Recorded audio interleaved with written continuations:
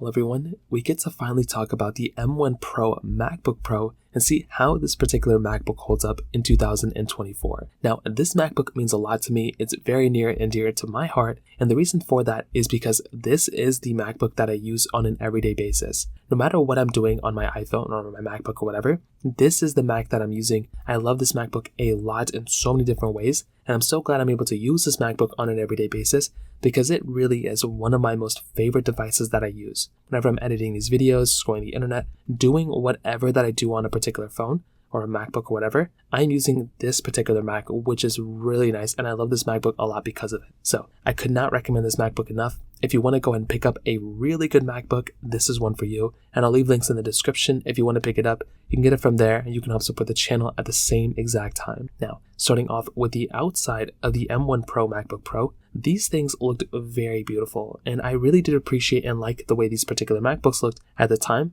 and this was a really big design change coming from the predecessor of these particular Macs. So for those of you who don't remember, before this, we were getting the 13-inch and the 15-inch models. We did have like a 16-inch model that came out as well, but for the most part, we were getting the same type of design for at least since like 2016. But even before then, some people could make the argument that even before 2016, the display and the way it looked pretty much looked the same since 2012. So there wasn't really a lot of movement or change that was kind of happening with these particular MacBooks at that moment. But the port selection, they degraded all the ports. They just gave us USB-C, nothing else. A lot of people didn't really like that kind of stuff going on for these particular Macs at that moment, including myself. But guess what? With these 2021 MacBook Pros, what Apple ended up doing was that they ended up giving back basically all that capability and so much beauty within these MacBooks as well. At the very top, it's the flat slab. You just have that, Apple logo in the center, which still looks great. Really not that much to complain about here either. It still looks very, very good. On the sides though, this is the big thing. So whether you get the 14-inch or the 16-inch models, you're basically getting the same type of capability. But the fact that Apple was giving us and bringing back some really good ports in these particular MacBooks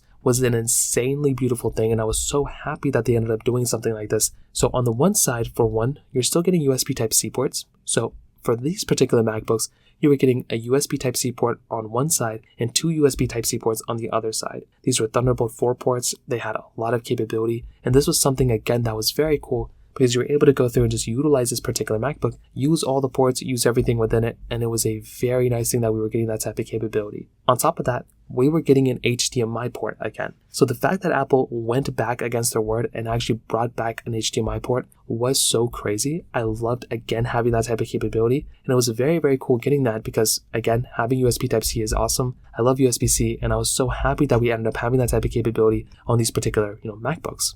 Apple also brought back the MagSafe capability as well, which they honestly didn't have to, and I was kind of surprised that they did it, but we did have MagSafe capability on these iPhones again, which once again was a very nice thing, and I love having that type of capability on these MacBooks as well. But the craziest thing was that they brought back the SD card slot on these particular MacBooks. This was probably one of the best game-changing features that Apple brought back within these particular Macs because they really didn't have to do it, but the fact that they did do it was just mind-boggling in my opinion, and I love the fact that they did it. It was so cool, and I still give Apple so much praise for bringing that type of capability back on these particular devices. It was so cool, and I use the SD card every day. I'm using it right now, as I'm editing a lot of these videos, and it really is one of the most favorite things I have going on with these particular Macs from that particular perspective as well. So without a doubt, when I look at this particular MacBook on the exterior, the port selection is by far one of the best things going on for this particular Mac, and still to this day, it is a really, really nice thing that I love so much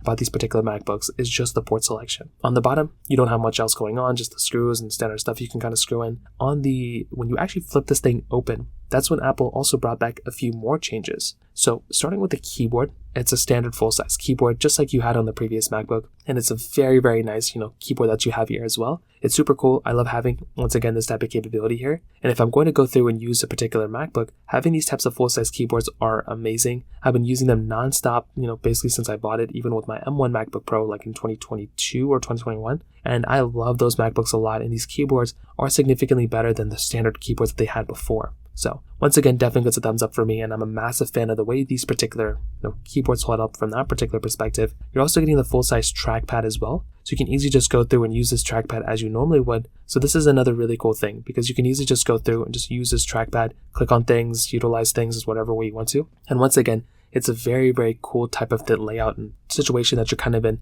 from that side as well. So from that particular perspective, once again, it definitely gets a thumbs up for me, but the display itself is another very crazy thing. So as I mentioned before on these particular MacBooks, you were getting this 14-inch display, which was absolutely insane. It was a really nice display. They kind of shaved down some of the bezel around it, and you were getting this notch at the very top center, which I loved a lot. I thought this particular MacBook looked very good when it first came out, and it still looks like a very, very nice MacBook as I kind of look at it as of this day and age. But the other crazy thing going on for these particular Macs is the fact that you were getting ProMotion inside of these particular MacBooks. I love ProMotion. Having a 120Hz display is absolutely amazing, and it is still to this day one of my most favorite things going on for these particular Macs. I will say if I'm going from a 13-inch M1 MacBook Pro to any sort of, Pro model MacBook that has that ProMotion display, it's very hard for me to move away and go back to 60 Hz. 120 Hz is something I can never go back from, and I love 120 Hz. It makes these things look so good.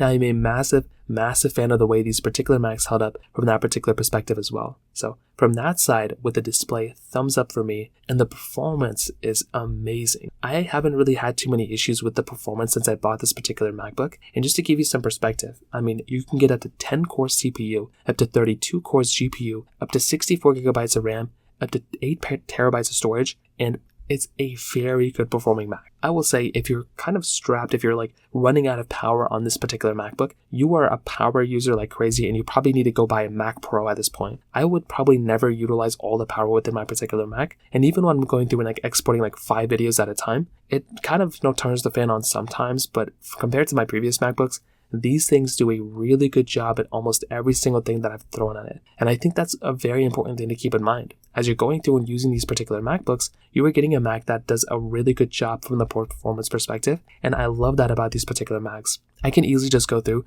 and kind of continue to use this Mac on an everyday basis forever, and I probably wouldn't have too many issues with it. But I also love the fact that this thing does have that ProMotion display. ProMotion is really nice, right? And it kind of does actually make the MacBook feel so much faster and perform so much smoother, which again is another very cool thing going on for these particular devices.